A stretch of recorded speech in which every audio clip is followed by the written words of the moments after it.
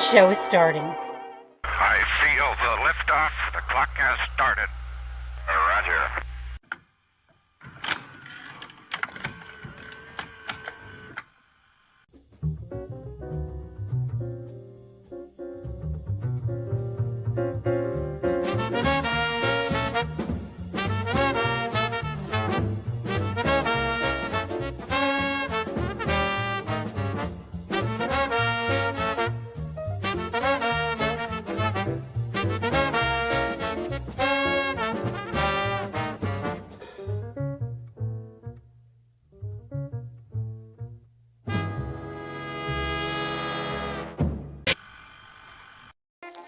Oh, honey, the big bad Ask Dr. Hal Show Home Edition is for adults only, so put the kiddies to bed, will ya?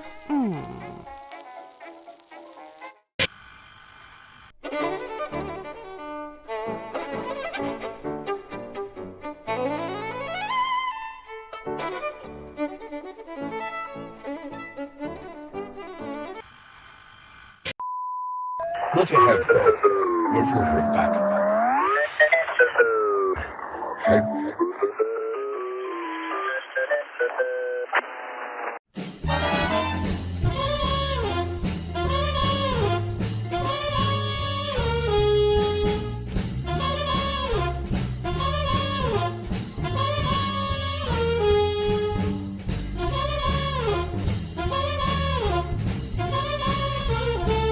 The finest in underground television.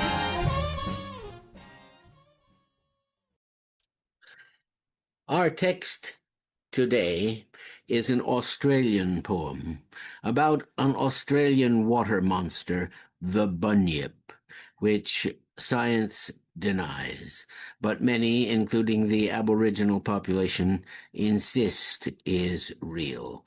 The full title, by John Streeter Manifold, is The Bunyip and the Whistling Tea Kettle. I knew a most superior camper whose methods were extremely wrong. He did not live on tea and damper, but took a little stove along, and every place he came to settle he spread with gadgets, saving toil. He even had a whistling kettle to warn when it was on the boil. Beneath the waterers and wattles, boronia and coolabah, he scattered pipers, cans, and bottles, and parked his nasty little car. He camped, this sacrilegious stranger. The moon was at the full that week, once in a spot which teemed with danger, beside a bunyip-haunted creek. He spread his junk, but did not plunder, hoping to stay the weekend long. He watched the bloodshot sun go under across the silent Billabong. He ate canned food without demurring, and put the kettle on for tea. He did not see the water stirring far out beside a sunken tree. Then, for the day had made him swelter, and night was hot and tensed to spring, he donned a bathing suit in shelter, and left the firelight's friendly ring. He felt the waters kiss and tingle. He heard the silence none too soon. A ripple broke against the shingle, and dark with blood it met the moon. Abandoned in the hush, the kettle screamed as it guessed its master's plight, and loud it screamed the lifeless metal far into the malicious night.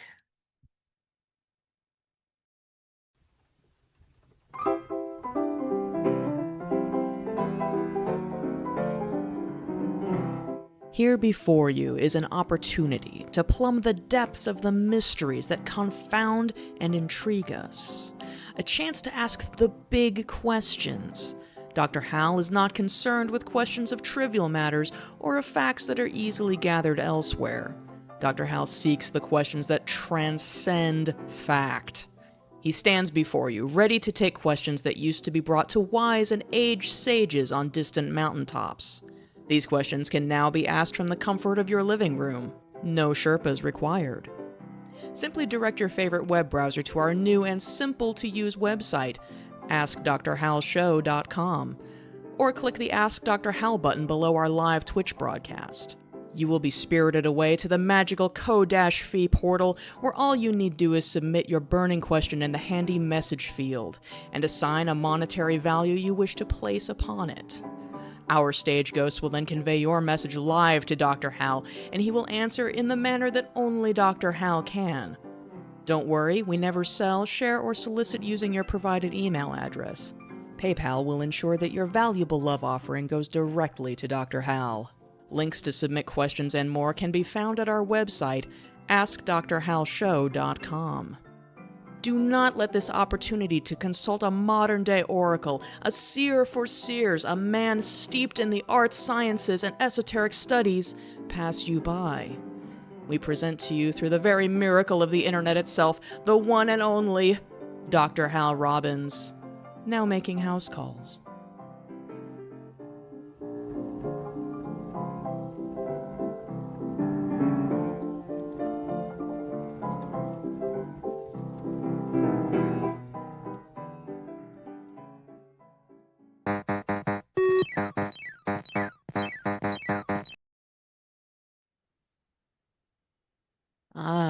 Greetings, audience. Hello. It's amazing that it works.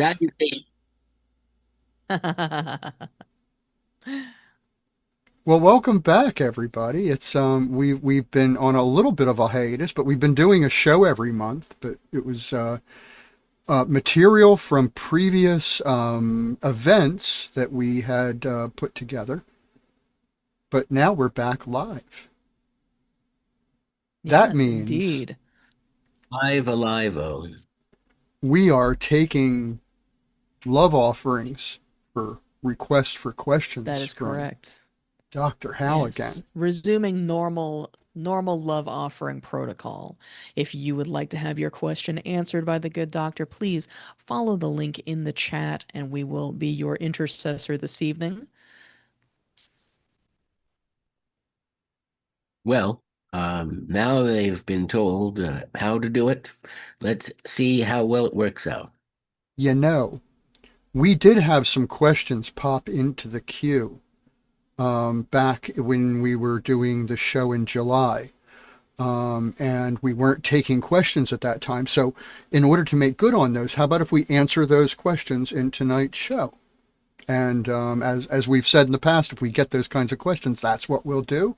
So we're going to do that first tonight. We're going to get the old questions swept out before we sweep new questions in. How does that sound? We only answer questions that are submitted. Perfect.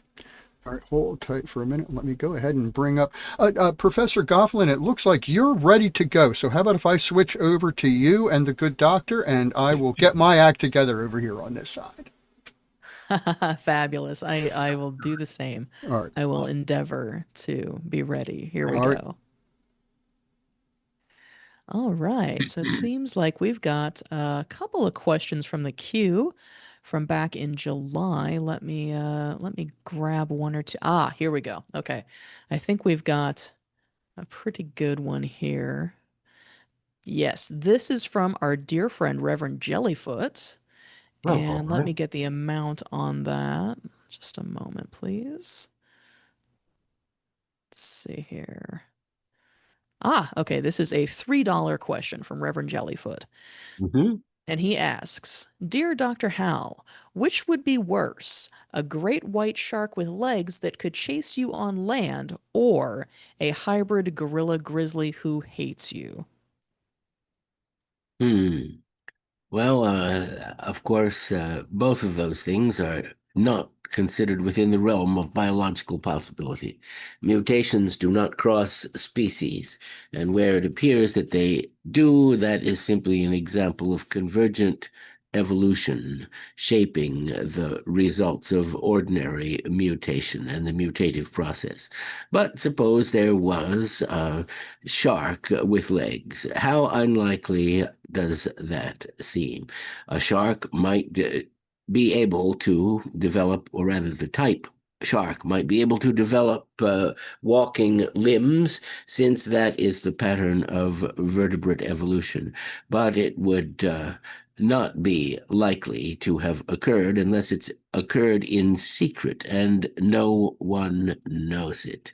Curiously enough, there is a fish, the robin fish, which has evolved 6 legs with which it uses to run around on the bottom of the ocean. 6 insectile legs, most unusual in a vertebrated creature.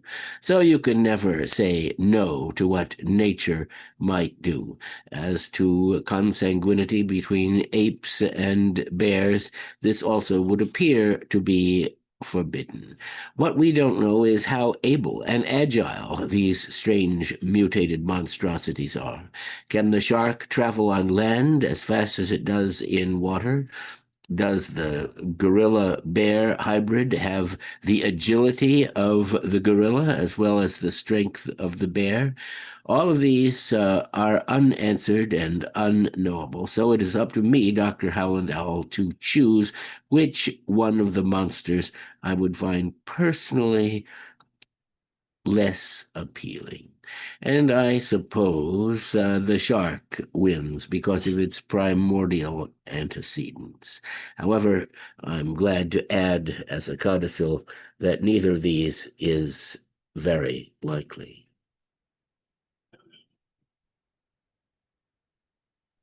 Very good. Thank you, Dr. Hal. Perfect, Hal. I have a question here from Reverend Big John, and this is from August the 17th, so not quite as timely, considering the subject matter. But it is, I have a colonoscopy scheduled for tomorrow. I hope it went well. Which means that I will be about halfway through a gallon of horse laxative by the time you read this on the show. Why did Bob do that to me?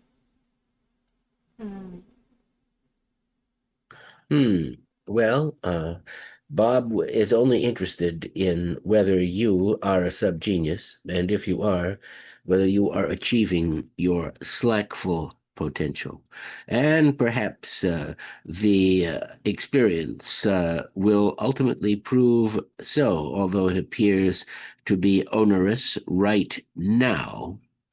Nonetheless, the best way through a difficulty is just that, through it, not avoiding it, not trying to go around it. And once it is done, the slack that will be released, as well as the overburdened intestinal tract, will be mental as well as physical, a perfect fusion of the two varieties of slack that is offered.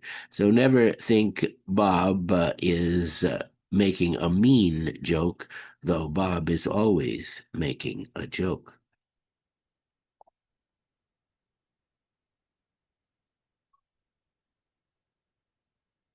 You sprang that on us. I wasn't expecting that so quickly. That was a $9 question, by the way, Dr. Hal. Amy and I were discussing plans in the background. Plans for improvement of this presentation, I assume. Dastardly plans, yes. Plans for who's asking the next question and all that importance. So that's why we're on this screen like, okay, we didn't plan that yet. Here, we're all coming up. It never hurts to ask, as they say. It's like riding a bicycle. You just got to get used to going again, once the momentum carries you. The momentum does carry you on. Well, we have like 5 or 6 questions, and we're going to have questions for this show as well. So I'm going to suggest, Dr. Hal, would you mind doing all of the old questions on this particular segment? Let's just go ahead and do that.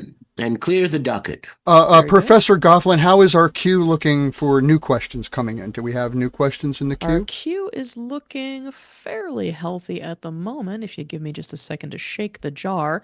Looks Pick like up we've our got maybe 3 questions in queue from this recent date. So, audience, this is your cue to get in that queue. Please follow the link in chat if you would like your question answered by the good doctor. All you need do is leave a small token love offering of $300. I mean $30. And What? This is the moment that your destiny calls you. indeed, yes. Yeah, Do not shirk the call, dear viewers. you know, I should say something here because I did say this in chat, but you know, it depends on the love offering. You know, a lot of times the level of attention that your question will get. You know, sometimes, you know, you toss Dr. Hal a couple of buttons and a cigarette butt, and we might shake a magic 8 ball for you, and well, the answer's undetermined. Well, best I got is a 20-sided die and a copy of the Farmer's Almanac. Sorry, guys. The answer in such a case is binary and not shaded with Right. the special things that make the answer a thing of value. But we go all the way up to and including you flying Dr. Hal out to where you live, putting him up for a couple of days, and having him answer your question, you know, in person. You know, we can work out the details for how to, you know, have lunch with Dr. Hal if you would like to love him that much. Because I know Dr. Hal likes to travel too, so, you know, I'm just putting that out All there. things are possible. That's right.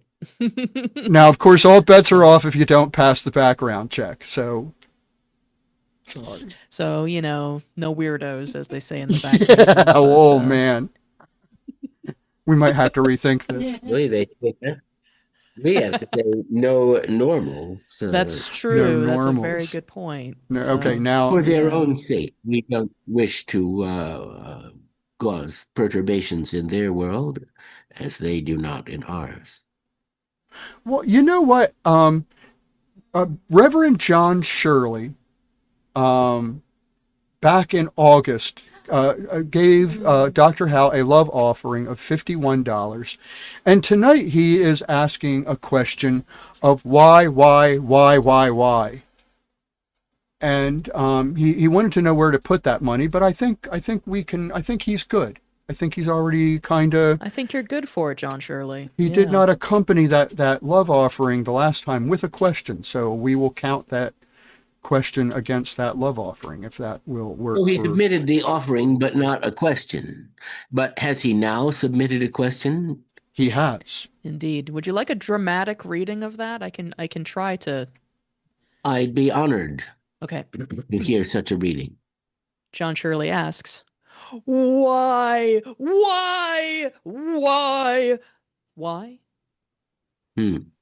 Well, that's a standard question, and for it we have a standard answer. And that standard answer is and must be because. However, the unsatisfactory nature of that answer potentially only reflects on the structure of the question that is submitted. Often here in the question answering business, we find that the answer can easily be located within the question and teased out without much trouble. No pair of forceps needed. And yet, that question and answer was brief, and $51 is a fairly significant sum. And so, as often we do in such circumstances, there will be a poem now said, and perhaps that poem can match this time the magnitude of the emolument. If I were tickled by the rub of love, by Dylan Thomas. If I were tickled by the rub of love, a rooking girl who stole me for her side, broke through her straws, breaking my bandaged string. If the red tickle as the cattle calve shall set to scratch a laughter from my lung, I would not fear the apple, nor the flood, nor the bad blood of spring. Shall it be male or female, say the cells, and drop the plum like fire from the flesh? If I were tickled by the hatching hair, the winging bone that sprouted on the heels, the itch of man upon the baby's thigh, I would not fear the gallows, nor the axe, nor the crossed sticks of war. Shall it be male or female, say the fingers, that chalk the walls with Greek girls and their men? I would not fear the muscling in of love if I were tickled by the urchin hungers, rehearsing heat upon a raw-edged nerve. I would not fear the devil in the loin, nor the outspoken grave.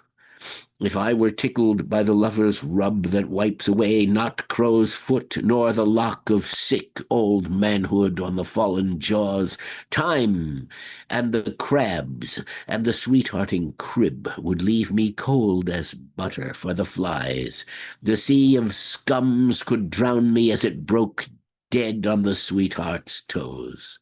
This world is half the devil's and my own, daft with the drug that's smoking in a girl and curling round the bud that forks her eye, an old man's shank, one marrowed with my bone, and all the herrings smelling in the sea. I sit and watch the worm beneath my nail, wearing the quick away. And that's the rub. The only rub that tickles, the knobbly ape that swings along his sex from damp love darkness and the nurse's twist, can never raise the midnight of a chuckle, nor when he finds a beauty in the breast of lover, mother, lovers, or his 6 feet in the rubbing dust. And what's the rub? Death's feather on the nerve, your mouth, my love, the thistle in the kiss, my Jack of Christ born thorny on the tree, the words of death are drier than his stiff, my wordy wounds are printed with your hair. I would be tickled by the rub that is, man, be my metaphor.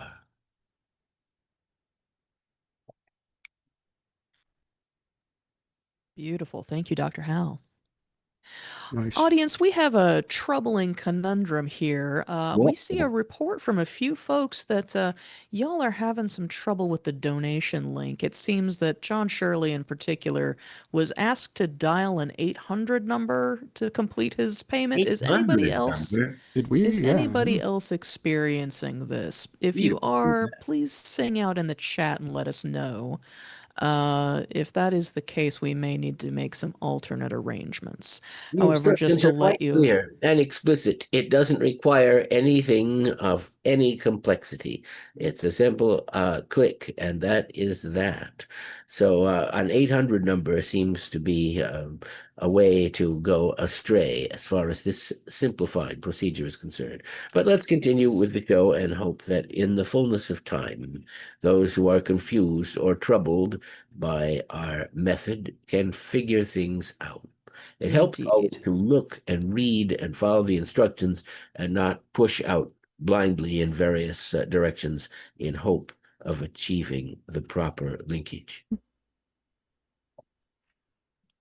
Professor Gofflin, I think we have one more question, and then we're going to go to our first monster movie moment. So let me go ahead and go to you and the good doctor. All right. This is a question, Dr. Hal, from back in July, from the 21st. And this is from Reverend Jimbo DeLimbo. This is a $3 love offering, and the question attached is, what is better than a communist revolution?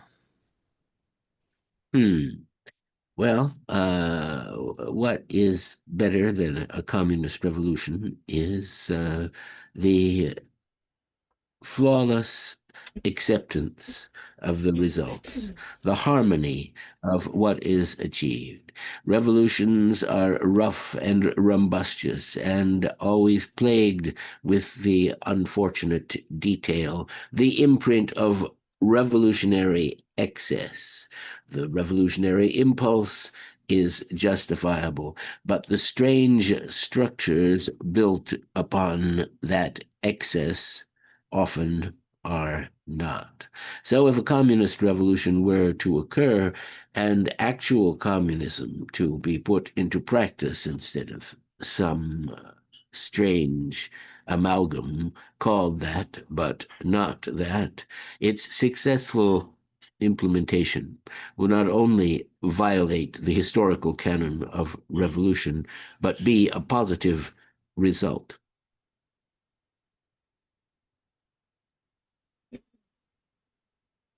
Very good. Thank you, Dr. Hal. Well, folks, it's time for our first monster movie moment. And this one, this one's an interesting one. We show all the action scenes up front, but this movie does have a gentler side. So well, that's good. We hope to illustrate that as well. So here's our first monster movie moment, folks. Get those love offerings in and those questions. We are anxious to get your questions answered tonight. So and also let us know if you're experiencing any weirdness whatsoever with Ko-fi. We are working to get off of that system, because of some other weirdness. So if they're doing something new, we want to know about it.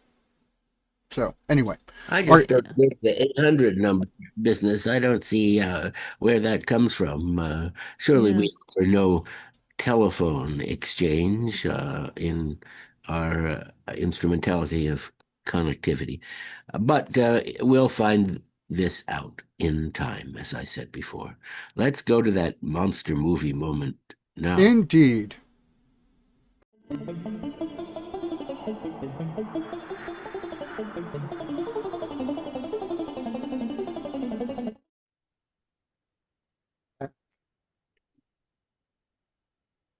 Greetings. And so we're back. Indeed. My chair is deflating. Excuse me one moment, please. Strange gravitational anomaly.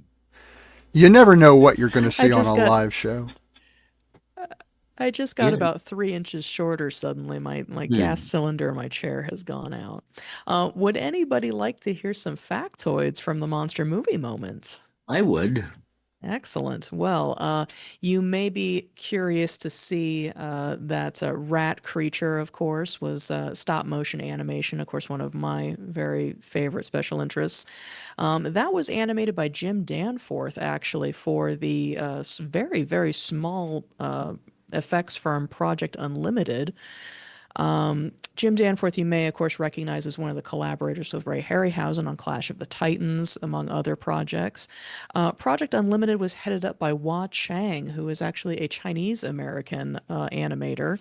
And you may also know him from prop design, sculpture, various other places, but he's also the guy that designed the original communicator and phaser on Star Trek, the original series. Danforth and Chang had previously worked on Jack the Giant Killer together, and the rat critter from this movie was actually rebuilt on the armature from the harpy from that movie. So it's got sort of little chickeny legs. So that was common practice back in the day, was to sort of reuse armatures because they're very, very expensive indeed. So well, they're hard to make properly, and that's why it was less rat-like than it might have been. Yeah, interesting. Hua Chang also created the short film Dinosaurs, the Terrible Lizards, and fashioned some of the models in the Jack the Giant Killer movie. Indeed. Yeah, he was a very talented sculptor. Actually, he also sculpted the The Dennis the Menace statue that's in a park in Monterey, California. You can go see this statue that was sculpted by Hua Chang there. Why? I don't mean why go see it. I mean, why did they sculpt why? Dennis the Menace? He late in life, he actually was into doing bronze sculpting. He sort of transitioned into doing like fine art sculpture. So he was more known later in life as a sculptor. Protean talent. I would like to ask, just out of curiosity, is there an overlap between Project Unlimited and the Howard Anderson Company? Oh, that's a very good question. I don't know the answer to that. No, I don't know. Oh, well, there are many behind the scenes whose works we barely are aware of. Indeed, indeed. But hopefully on a future show we can show some more of both Jim Danforth and Hua Chang's work. I would really like to elaborate on that some. Well, we never showed the musical sequence from Tom Thumb, did we? Oh, I don't believe we have. That might actually be a nice Yeah. feature. Plenty of stop mo in there.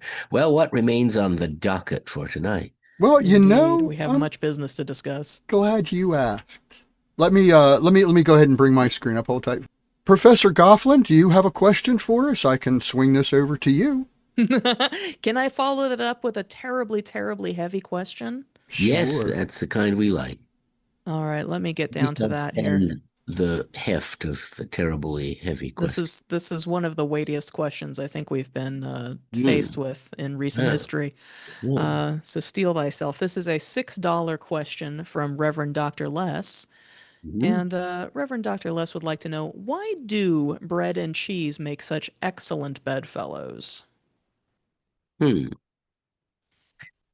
Well, bread and cheese, of course, do go together. They've always been eaten together when they are found together. Cheese comes from rennet, which is found in the stomach of a sheep. And perhaps in prehistoric times, some early experimenter carried milk in a sheep's stomach and then discovered that cheese had formed. But bread is actually of later design and of no slender extent. The Egyptians made it, and other early cultures made it. But according to some, it is almost to be considered a biochemical poison because of the limitations of all carbohydrates. The cheese has a semi-liquidity, the bread a semi-solidity, and of course, solid and liquid can always be consumed together. But the cheese also has a character that the blandness of bread may lack. What else is consumed with bread? Milk, but milk is the precursor to cheese. Or meat. Well, that also might be considered the precursor to cheese because of that strange, indefinable rennet, the interior of a sheep's stomach. All of this information comes from a promotional book put out by the Kraft Cheese Company, of which I have a copy, called The World of Cheese. And it is treasured in my library. It has fake leather binding. Anyway, that's the best I can do with that one. That sounds nice. We used to have a thing here in town that was the grilled cheese invitational. Well, that's another thing. You can butter both sides of a piece of bread and use it to make a grilled cheese sandwich. So there's certainly an ideal fusion. And bread and cheese together are also found in pizza, which is rapidly consumed by 90% of the population. That's a very good point. That is just a variation with bread and cheese. Bread and cheese. Well, you know, we have something from our very good friend Patsy McDonald. We haven't seen Oh, Patsy. we haven't seen crafting with Patsy in a long time. So we're going to bring that on. But audience, get some questions into us. Yes, ask us a few. We're here, ready to answer them. And Yes. they don't have to be tricky or witty. They simply need to be something which we can answer in, ideally, an entertaining fashion. Indeed. So with that, here's Patsy McDonald. But while you're watching Patsy, think of a question for Dr. Hal. It's that easy. That's why we do this. We don't do this to entertain you. We do this for you to think of a question for Dr. Hal. That's here to entertain you. You see, that's the magic of all this. So See, it's a feedback thing. Right? You put the ask and ask Dr. Hal. Mm-hmm. So with that, here is our good friends Patsy McDonald. Well, hi there. My name is Patsy McDonald. Do you love crafting? I do. That's why I'm so excited that you're joining me today for another episode of Crafting with Patsy.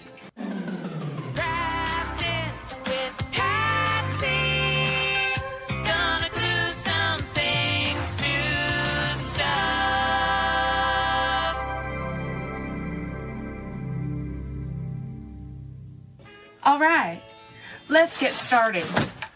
Today, we're going to be talking about something very serious. Something that has been keeping people down since the beginning of time. That's right. You guessed it. We're talking about footwear. Footwear is an underestimated oppressor of most people. My mama always told me, never wear shoes that you can't run, dance, or fight in. It's good advice. I said to myself, Patsy, these could be so much more. The ultimate sparkle boots. We're going to need a piece of footwear. Any kind of footwear will do. We're going to need some glue, painter's tape, a permanent marker, some scissors, sandpaper, pair of gloves, rhinestones, of course, to glue to our boot. So I found this fascinating shiny thing in my local crafting emporium, and boy was I excited. We're going to apply this to the side of this shoe. The rhinestones will come in later. If you do as much walking and as much rocking as I do, then you need your footwear to be comfortable, supportive, just downright polite. We're gonna have to rough it up. Lord, please forgive me for what I'm about to do to this beautiful, shiny, patent leather piece of footwear. I'm apologizing in advance. I can just hear it crying out. After we've gotten our piece of footwear roughed up and cleaned off, it's time for us to figure out how to glue some things to stuff. What I'm going to do is I'm going to make a pattern out of this piece of low-tack painter's tape. Right? Just get it right on there. There's a seam in the boot that I'm going to want to follow, so I'm going to grab my permanent marker and I'm just going to draw along this seam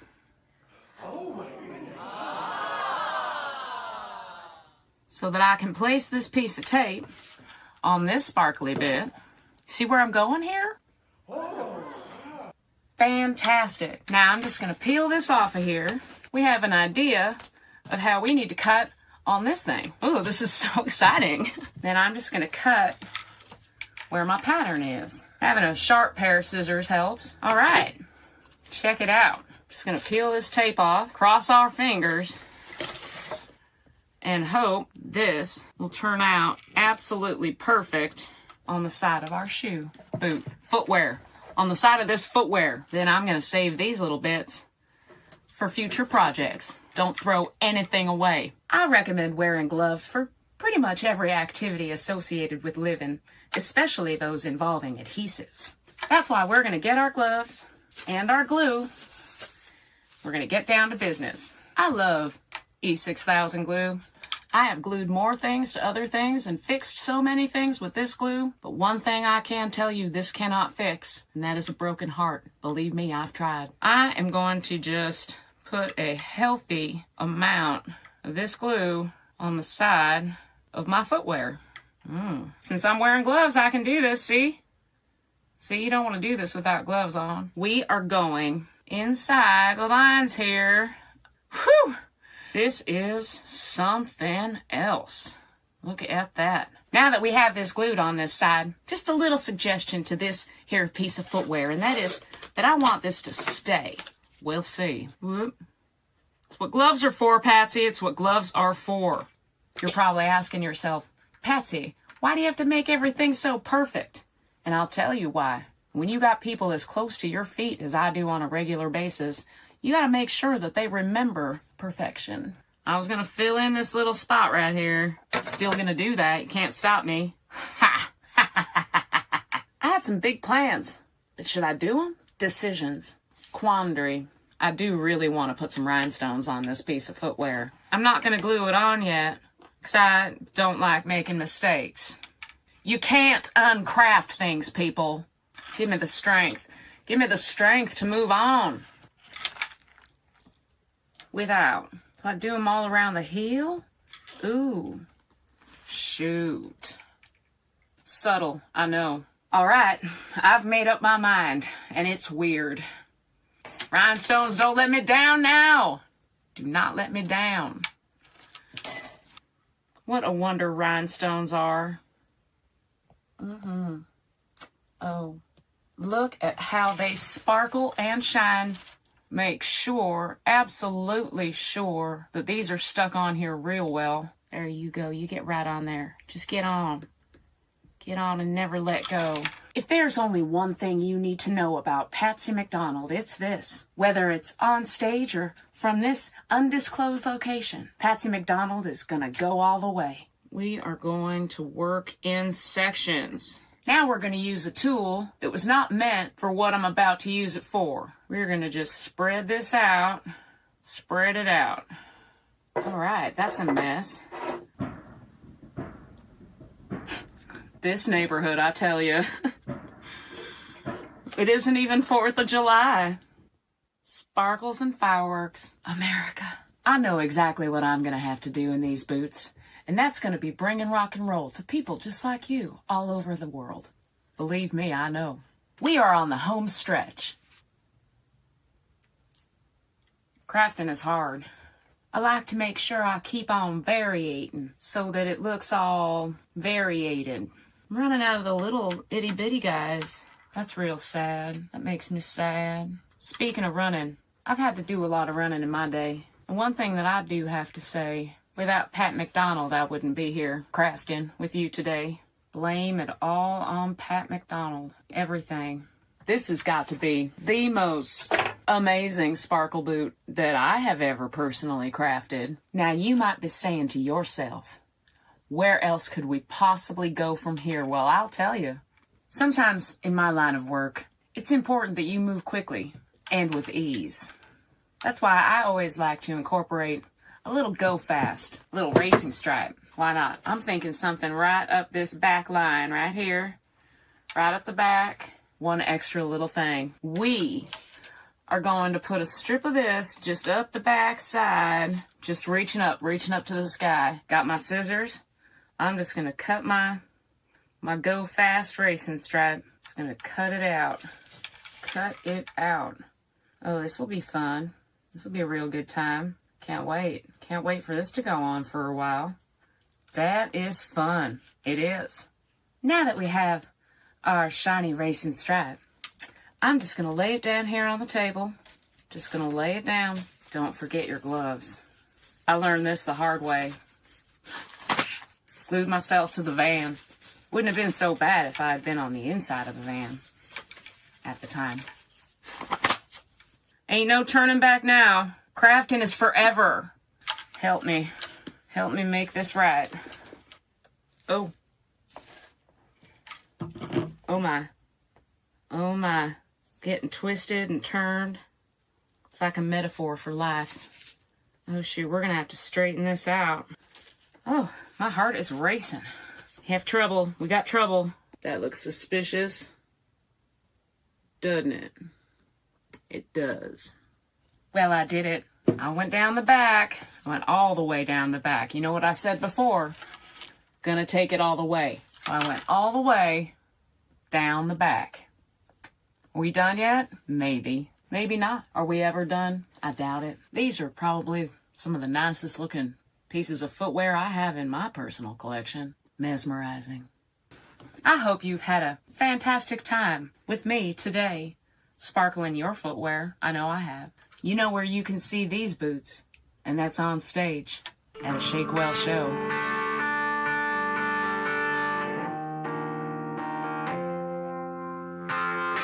See you next time.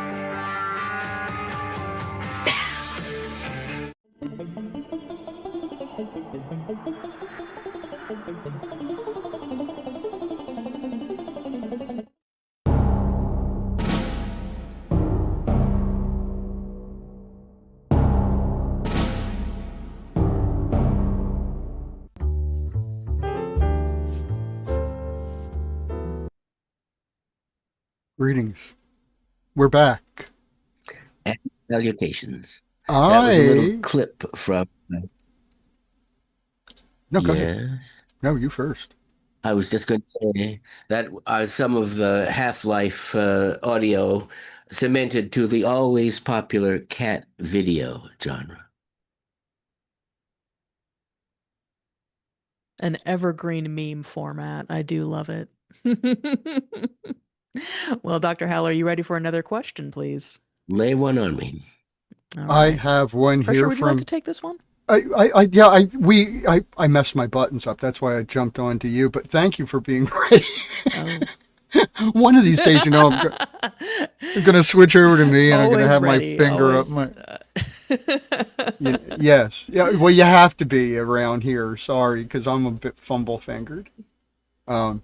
Anyway, yes, I do have a question here from our very good friend, Dr. Billy. And it is a $12 question. And Dr. Hal, why is it so difficult to find good henchmen these days? Well, I have all sorts of answers for that one, but the true answer is a perennial problem in human history, that the henchman must serve, but what each person wants is to be the boss. And often the henchmen do ultimately graduate to this farthest distinction. But no one cares to wait for long processes to occur. The contemporary human wants what it desires instantly. And we have created a society where the apparent instant gratification may be achieved. However, here in the Church of the Subgenius, we are well aware of the looming problem of false slack, which is offered as the answer by the conspiracy, but which fails to satisfy. And I think we've all experienced that, and from that result can judge the difference between true slack and false slack.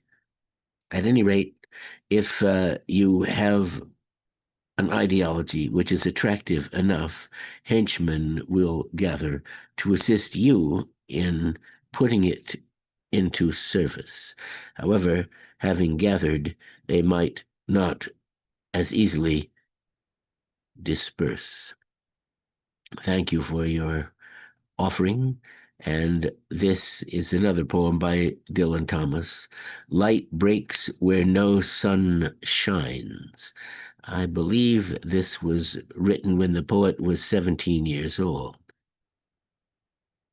Light breaks where no sun shines, where no sea runs. The waters of the heart push in their tides, and broken ghosts with glowworms in their heads.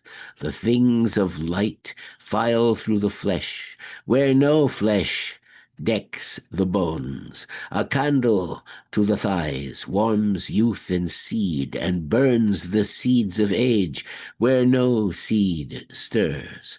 The fruit of man unwrinkles in the stars, bright as a fig. Where no wax is, the candle shows its hairs. Dawn breaks behind the eyes. From poles of skull and toe, the windy blood slides like a sea, nor fenced nor staked. The gushers of the sky spout to the rod, divining in a smile the oil of tears. Night in the sockets rounds, like some pitch moon, the limit of the globe's day lights the bone. Where no cold is, the skinning gales unpin the winter's robes. The film of spring is hanging from the lids. Light breaks on secret lots, on tips of thought, where thoughts smell in the rain. When logic dies, the secret of the soil grows through the eye, and blood jumps in the sun. Above the waste allotments, the dawn halts. Thank you. Beautiful. Thank you, Hal. I have here a question. Let's see. Let me get to it. Yes. This is a $12 question from Pinks. And All right. Pinks asks us, which group exhibits more slack? Wild gorillas or gorillas in zoos?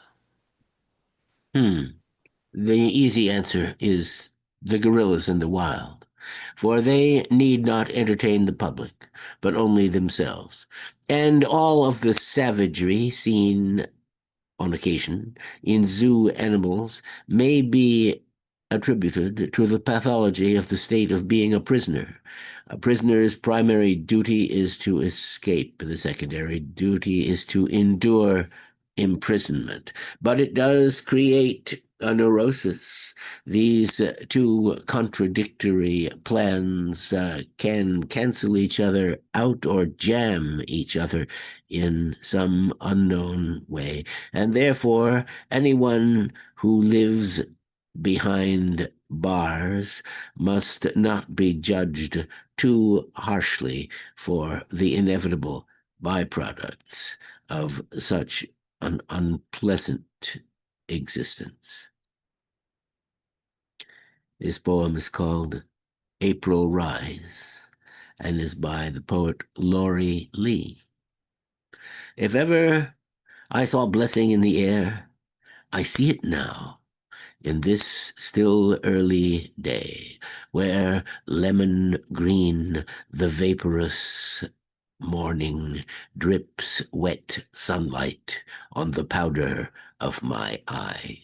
Blown bubble film of blue the sky wraps round weeds of warm light whose every root and rod sputters with soapy green, while all the world sweats with a bead of summer in its bud. If ever I heard blessing, it is here, where birds in trees that shoals and shadows are splash with their hidden wings, and drops of sound break on my ears their crests of throbbing air. Pure in the haze, the emerald sun dilates. The lips of sparrows milk the mossy stones, while white as water by the lake, a girl swims her green hand among the gathered swans.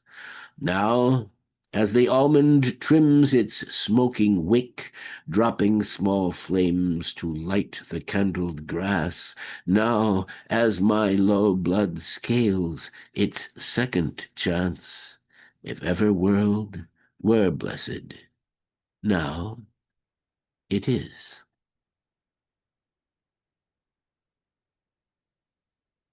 Beautiful, Hal. I have a question here. Let me spin these wheels. Oh, look what popped up. It's a $15 question, Dr. Hal, from our very, very good friend, Reverend Xenofact. Dr. Hal, what is the best way to complicate spiritual teachings so people will donate more money to understand utter bullshit? Well, if it's utter bullshit, they may not possess any understanding, except the conclusion that it is bullshit. That is, it is something spun to answer a perceived need which may not have within it the proper and appropriate ingredients of an answer, a resolution to a problem, or a response to a question. But one sometimes needs that little bit of an edge, both in the questioning and the answering, and one cannot employ it in a convincing fashion without some prior knowledge. So even in this flim-flammery, there is the possibility of reaching what one intends to from the point where one has set out. Let's see. This poem is by Ruth Stone. To an ancestor. Sir, will I know your voice in paradise, when I am free of the loutish flesh and risen above anguish, yea, perceiving without eyes? Before my turn, you loved the flesh that dies, even as I marveled at the compact prison. Sir, will I know your voice in paradise? Then, more than now, the meat was beset by flies, the appetite and soul by guilty fission, above anguish, yea, perceiving without eyes. My speaking voice still turns the tunes it tries. Here, where the fire is mortal, I press on. Sir, will I know your voice in paradise? You, who before my grandsire could surmise, spewed your descendants in one grand emission, above anguish, yea, perceiving without eyes.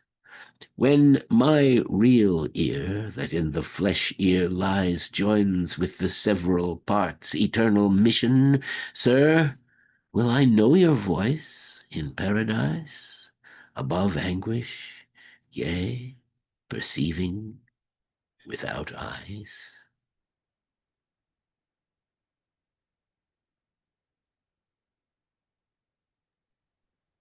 Very good. Thank you, Dr. Hal. I have here a $3 question. This is from Reverend Dr. Rio, and they would like to know, where is the line of slack? Obviously, in the swift black night, but one needs to be on that line and to recover the slack along that line. String theory posits that all activity, both in the quantum realm and those regions that lie above it, is connected with special lines of force and tension, or so they may be metaphorically conceived. If you seek what you would like, you have a good chance of finding the far tip of that line. Then trace it back to yourself, and you will be able to proceed forward some, or perhaps all, of the direction along its length. And solving such enigmas is in itself slackful, so you may reap that benefit which accrues free of charge.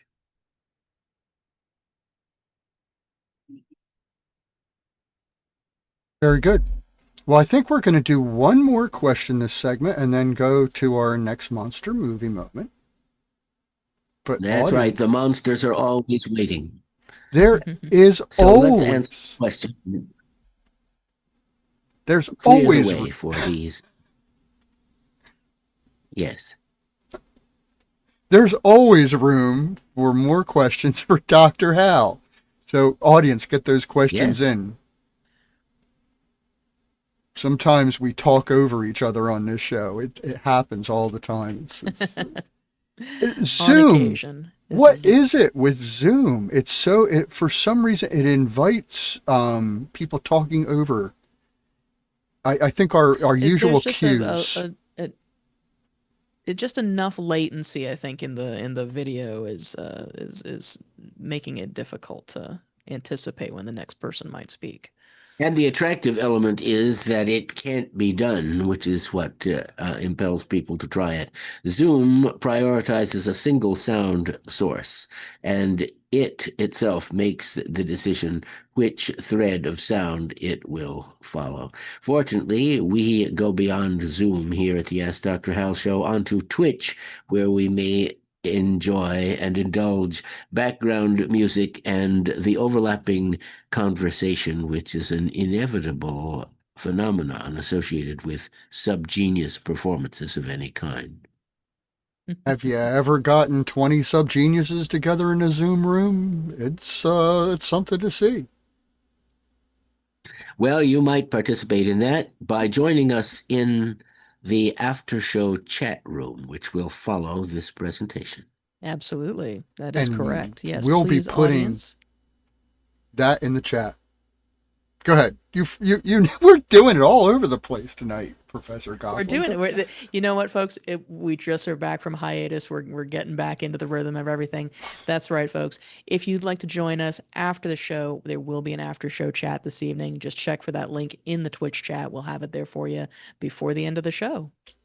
See? Yes, and then come on, and we'll have a real chinwag. We'll chew the fat. We'll speak of many things, if you care to join us. Well, anyway, I've got one more question. Then we're going to do our next monster movie moment, and so let me go ahead, Professor Gofflin. We'll see you in a couple minutes. All right. All right. Let's see. And what is that? There is another question here from Jimbo DeLimbo. It is a $3 question, and Very good. It is, would I do better in a fascist dictatorship with a head crab?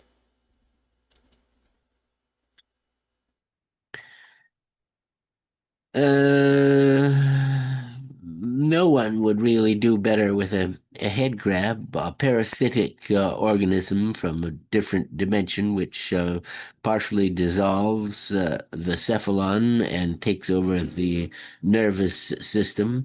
But that might be likened to the action of fascism itself, where the onus of self-government and rational thought is gratefully turned over to the forceful action of those autocrats who are at the pyramid of this particular social construction. No, you would not do better as a head crab, but that could indeed be a metaphor for how we will all live if the free nature of the country is completely suppressed by the fascists now hungrily seeking to gain more and more power.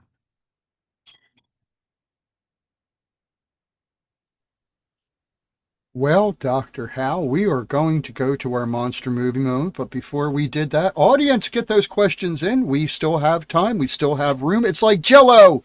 Come on, folks, get them in. We can do it. Put them in the hopper, and we will fish them out and answer. We are ready to take those questions and to intercede on your behalf. To take those questions directly to the ears of Dr. Hal. And to help with that process, here is a monster movie moment. Yes, because there's always room for monsters. Yeah. Get those questions in, folks.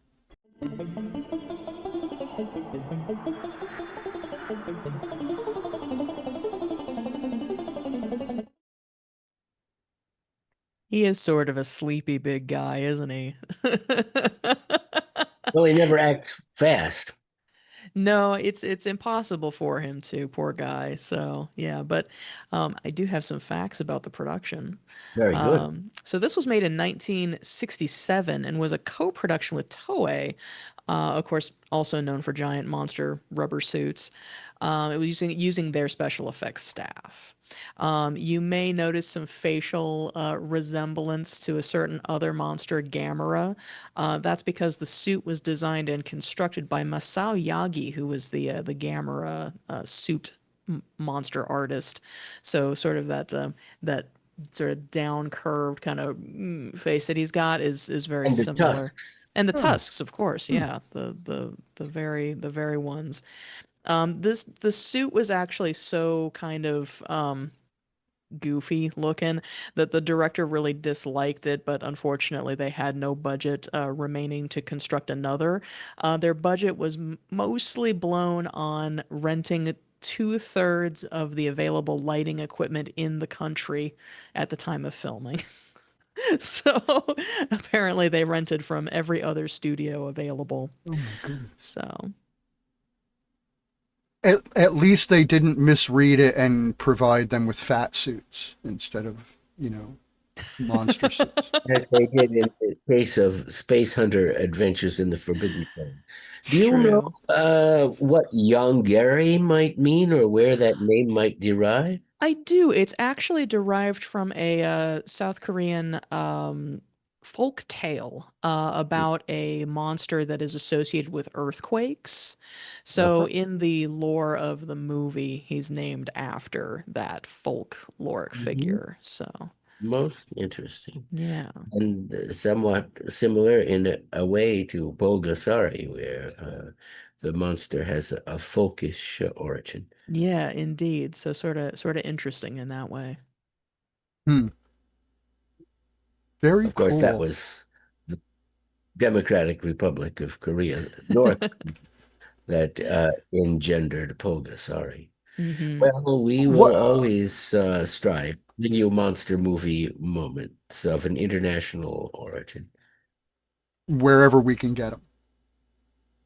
Hey, Yeah. yeah, I've always wondered too. There are no retakes in those movies. Those scenes are built meticulously, and once that monster goes crashing through it, there is just no taking it back. So, Well, Yeah, you'd they have to sort of have. rebuild. You'd have to expend the budget to rebuild all of the infrastructure that the monster destroys. I wonder if we have room for a small anecdote from me in that regard. of Yes, course, of please. course. I used to be part of a theater group, and we had a wonderful writer, a dramaturge named Bob Campbell, who wrote a play called Skokomo. Skokomo is about a man who is constantly in the basement of his family's house, building an intricate model of the house. And from time to time throughout the play, members of the family come down and attempt to reason with him, and much dialogue and drama ensues. And at the end of the play, in a rage, he takes a hammer and destroys his work, smashing the little house to pieces.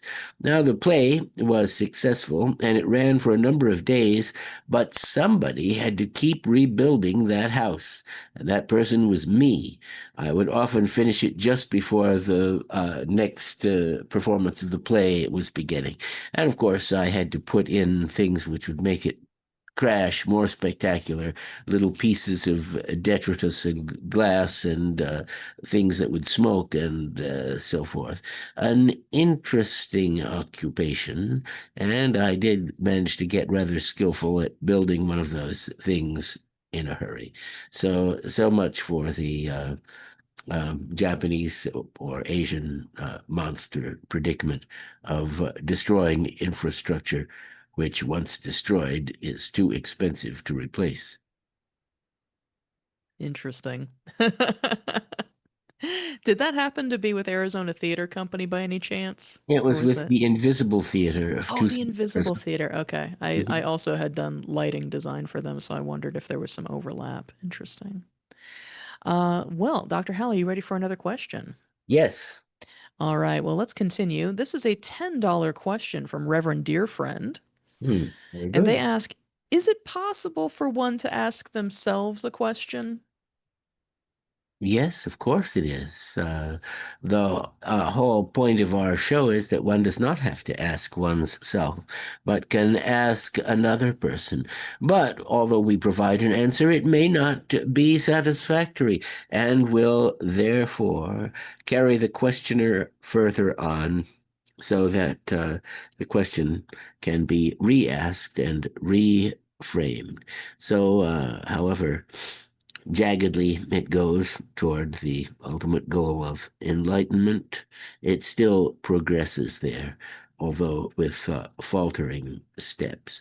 So, if you really don't think it's possible to ask yourself a question, you must be thinking of something outside the scope of the normal question and response. Perhaps an overwhelming question, as the poet says, a question which is so large that it blankets one without hope of an immediate solution. However, it never hurts to ask, as the saying goes. And I say the answer can be found within the question. The chief defect of Henry King was eating little bits of string. One day he swallowed some which tied itself in ugly knots inside. Physicians of the utmost fame were called at once, but when they came, they answered as they took their fees, "There is no cure for this disease. Henry will very soon be dead." His parents gathered round his bed, lamenting his untimely death, when Henry, with his latest breath, cried, "Oh, my friends, be warned by me that breakfast, supper, lunch, and tea are all the human frame requires." With that, the wretched child expires. Hilaire Belloc.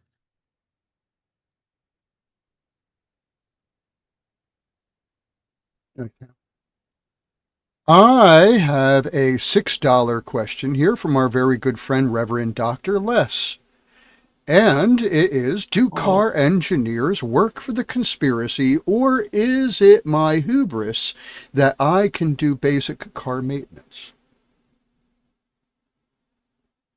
Well, congratulations in being able to do basic car maintenance. In these times, it must be basic indeed, since the major parts of the car are no longer accessible to the activity of the repairman. In effect, today's cars have a brain and a nervous system, and this is beyond mechanical remediation. Perhaps modules containing those elements can be replaced. But it's not like the old day where you could get out and get under it and tinker with the undercarriage, change the oil, replace mechanical parts very easily, because they are now in a schema which can only be addressed on manufacturing or in long, expensive servicing sessions. So if you can make any headway under these circumstances, more power to you. And keep doing it, because they will keep your jalopy on the road, which is where it belongs, under the command and control of one who understands its structural needs.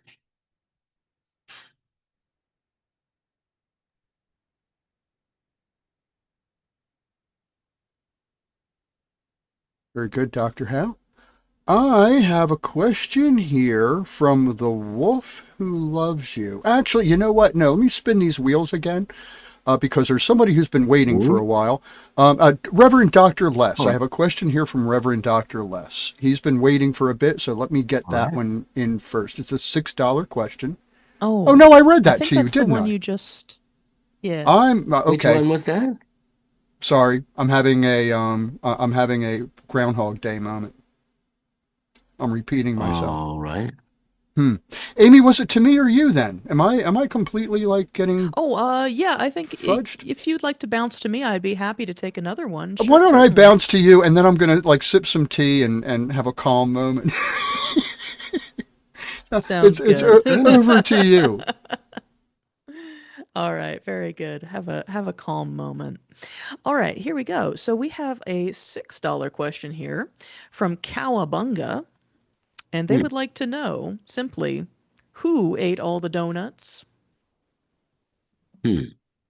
Well, one whoever ate the donuts was inspired by the need to do so, and that clearly occurred when everyone else was not looking, or else it would not be necessary to raise the question. The questioner probably thought that there were donuts left, but the person with the greater need had already been there and had consumed them, leaving perhaps nothing but a salmon-colored cardboard box with some crumbled remnants and fragments of frosting rattling around inside it. One should always get a few more donuts than one thinks is necessary, and this is reflected in the existence of the standard baker's dozen, where instead of 12, you get an extra one, a 13th.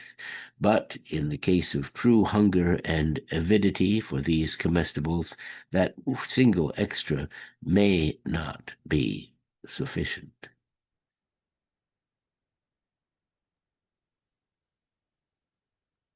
I have a $3 question here, Dr. Hal, from The Wolf Who Loves You. And it is, ever thought about lending your voice to a video game called Abiotic Factor?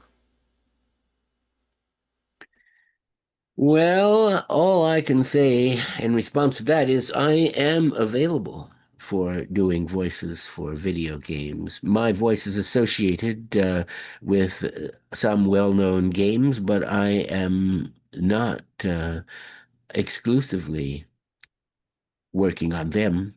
I'm always open to a different one, and some are a lighter thing than others as far as the element of my participation.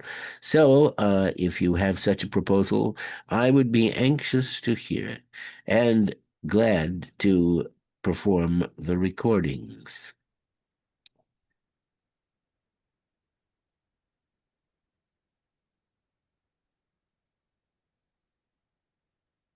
For Very example, good. Oh, Plague please. Incorporated, that is one which I participated in, but my participation was not as central as in other games. Or Dota 2, Defense of the Ancients 2, where I had to come up with a voice which did not sound like my own.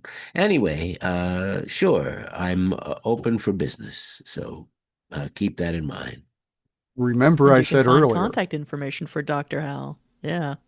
You can find contact information at AskDrHalShow.com. That's right. The clearinghouse for all your Ask Dr. Hal needs. And remember, I said, Dr. Hal will make arrangements. If you would want to send him to your town and have lunch with him, we could probably work something out. Especially if you've got like interesting That, museums and things like that Dr. Hal might like to visit Mhm. when he's in town. So, Well, that sounds like a business lunch. When I hmm. was in Florida, I didn't go to any of the wonderful dinosaur parks and bizarre recreational opportunities which were near the site that X Day was held. And now I regret that, since X Day will never be held there again, perhaps not anywhere.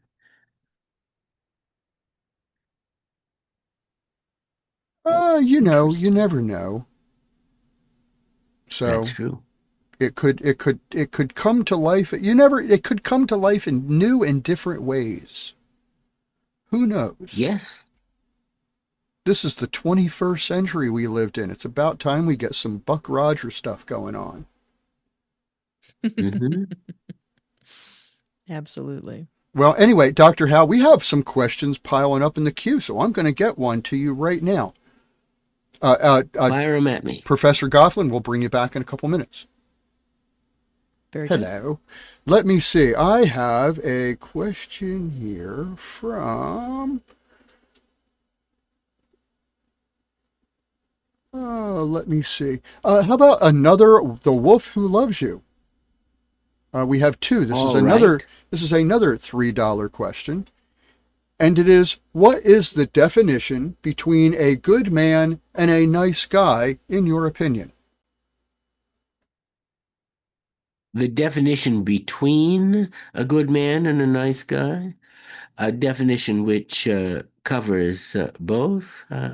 Of course, good men may not be so nice to approach, may be curmudgeonly and sullen, but would never perform a malevolent action, and only by that would we know, perhaps afterwards, that the person was better than he appeared to be, and by the same token, an oleaginously friendly Uriah Heep type may have the blackest of smoldering souls. This is perhaps in that case more apparent.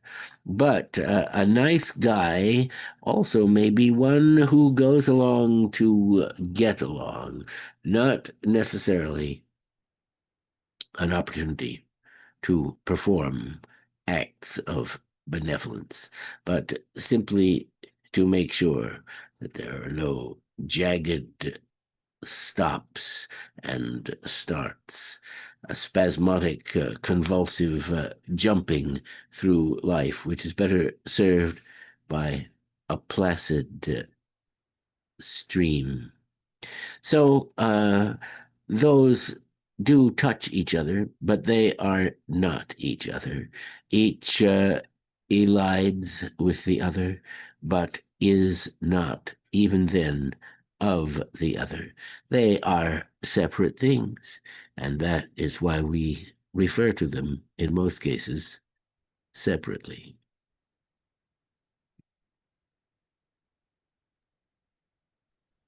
Very good. Thank you, Dr. Hal. We do have a few questions left in queue, so let's get to them. I have here a $10 question from Proswell. Oh, very good. And Proswell asks, can you explain Hilbert space? I don't know if I can explain it. It is a specialized description of mathematically controlled approximation of volume of the space that it inhabits, and in it the physics which we normally experience in a daily fashion may be attenuated toward its particular qualities, even down to the quantum level. But this is the province of high energy physics, and it is, of course, no harm to go looking it up online. Lately, online, something has appeared which offers to explain things, and it gives you the opportunity to have it explained as if you were a 6-year-old child, as if you were a college student, and as if you were an expert who needed no simplification. Fairly soon, I am convinced such a type of triune division can be focused on the problem of Hilbert space. And this was $10, which is our threshold. So here is a poem by, I believe, Thomas Drayton. Drayton is largely known as the 16th century poet of the Nymphidia, which is a lengthy discourse on the doings of tiny beings and their wars and battles. But fortunately, this particular poem reaches a more universal plane. Since there's no help, come, let us kiss and part. Nay, you have done. You get no more of me, and I am glad, yes, glad with all my heart that thus so cleanly I myself can free. Shake hands forever, cancel all our vows, and should we meet at any time again, be it not seen in either of our brows that we one trace of former love retain. Now at the last gasp of love's latest breath, with his pulse failing, passion speechless lies, when faith is kneeling by his bed of death and innocence is closing up his eyes. Now, if thou wouldst, when all have given him over, from death to life, thou mayest him yet recover.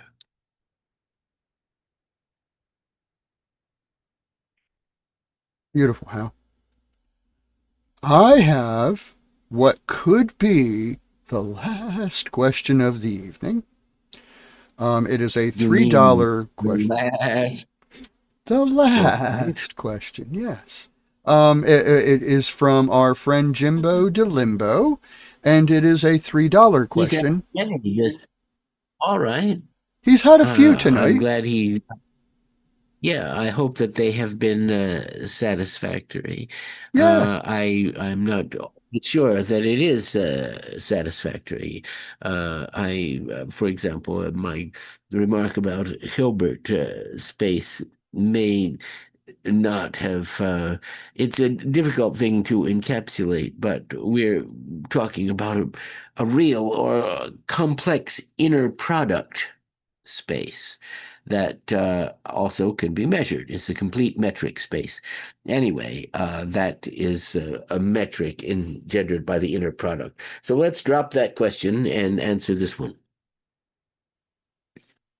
Well, here it is. It's a $3 question, and it's something we all want to know. How can Bob save me? Well, I hope Bob can save you. Some things are salvageable, some people are, others are not. But what Bob offers is his remedy of slack. And if you can travel to the realm of slack by visualizing the face, the smile, the pipe, the essence of the epopt of the Church of the Subgenius, J.R. Bob Dobbs, then by all means you should take that vector. And it may be that as a habit of doing this, you will then not need the famous glyph of Bob's grinning face, but will be able to jump toward the slackful aspect of whatever you seek for or consider.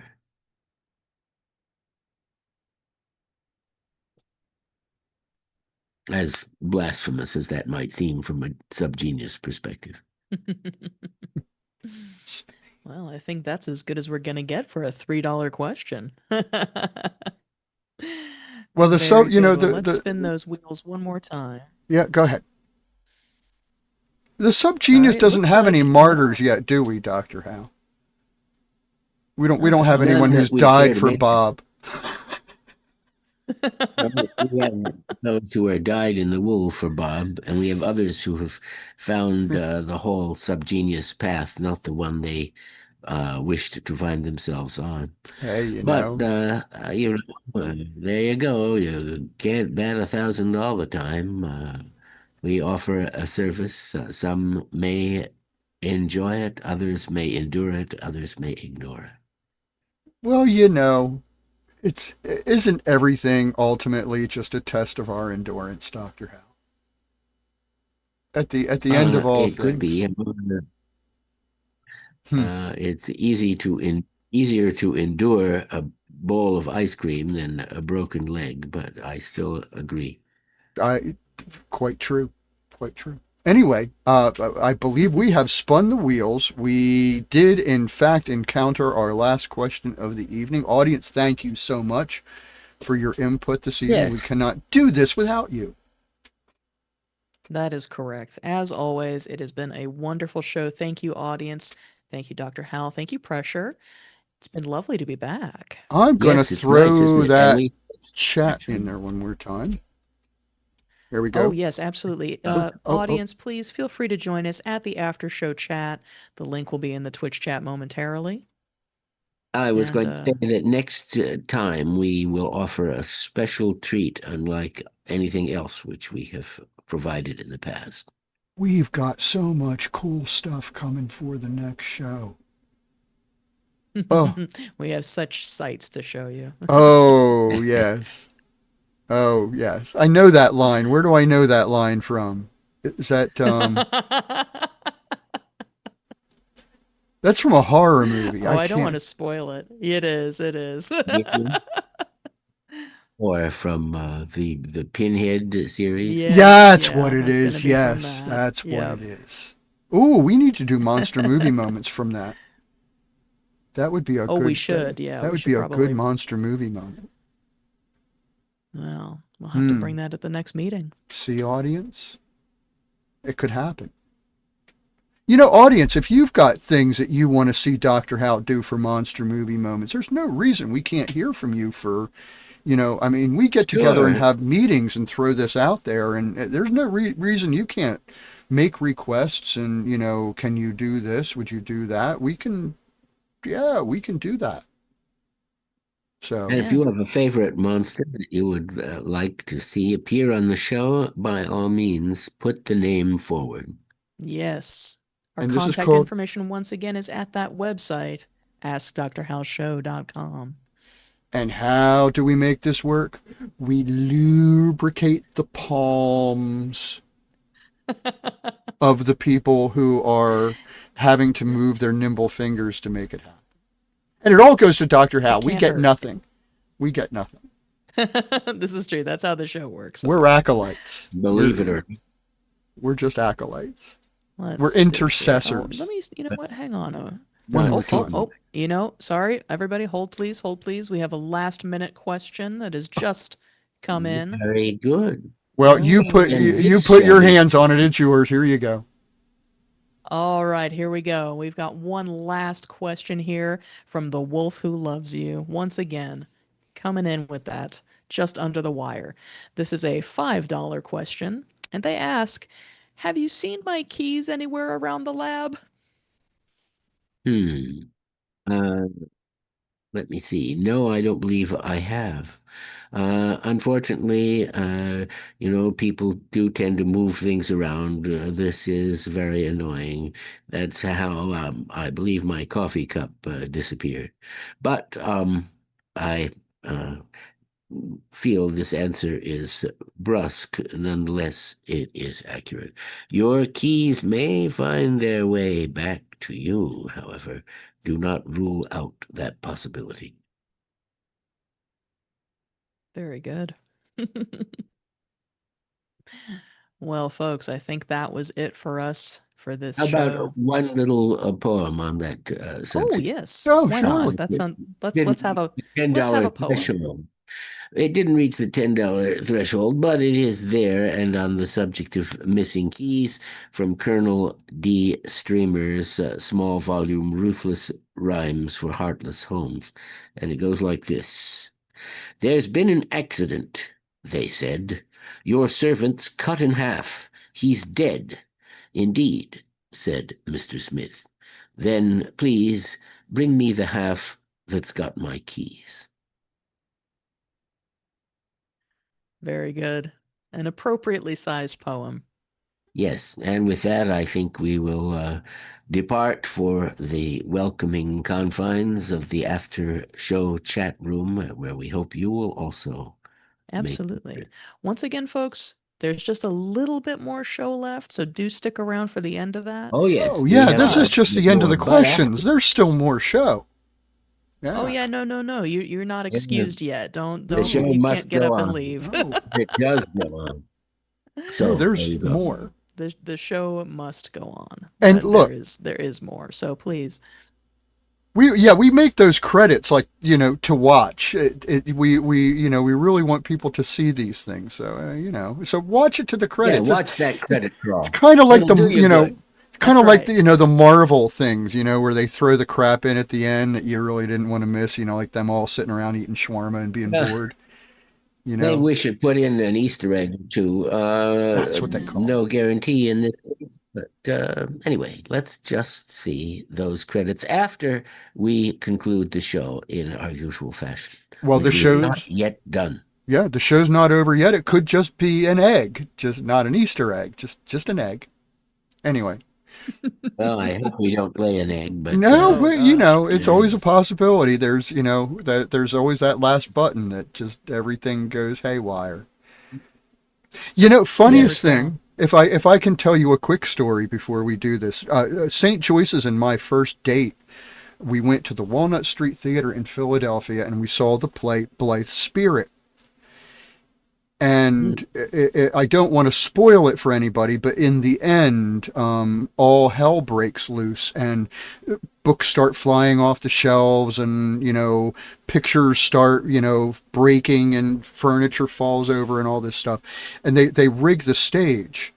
And halfway through, I think like the second act, one of the actors triggered the scenes to start popping all their stuff, and here in the middle of the play, completely out of context, books started flying off the shelves, furniture, it just like completely messed the setup, and he just turned around and bowed to the audience. It's like, oh, break that fourth wall. But that was our first date.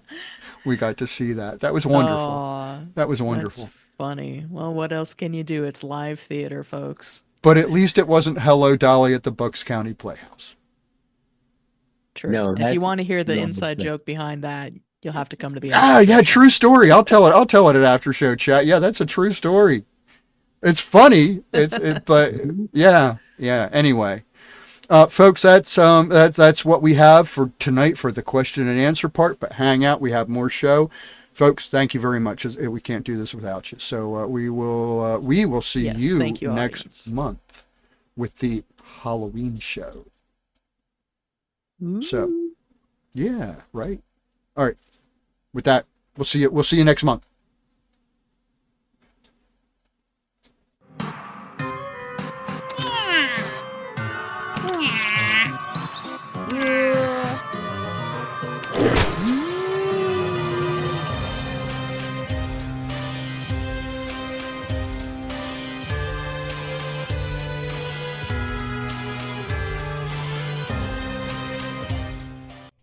What the hell? Be sure to join us for an all-new Ask Dr. House Show Home Edition, Sunday, October 19th, 2025, only on Twitch. Please visit our website at AskDrHowShow.com for information on where to find this as well as previous episodes. Next month, Dr. Howe will be bringing Halloween-flavored treats for your brains. All you need to do is let him in.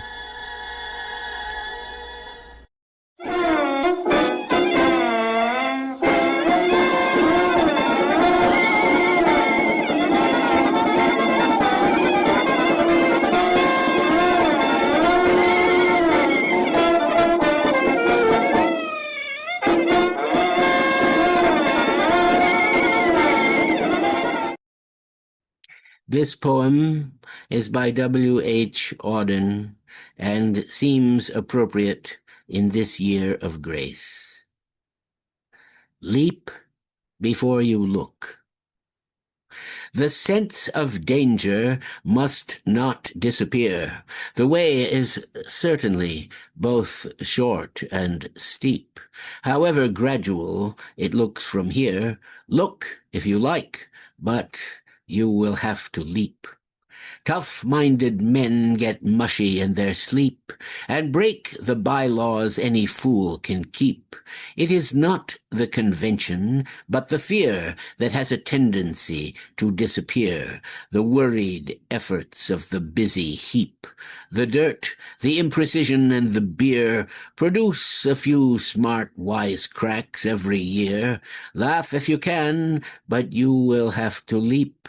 The clothes that are considered right to wear will not be either sensible or cheap. So long as we consent to live like sheep and never mention those who disappear, much can be said for social savoir-faire. But to rejoice when no one else is there is even harder than it is to weep. No one is watching, but you have to leap. A solitude 10,000 fathoms deep sustains the bed on which we lie, my dear. Although I love you, you will have to leap. Our dream of safety has to disappear.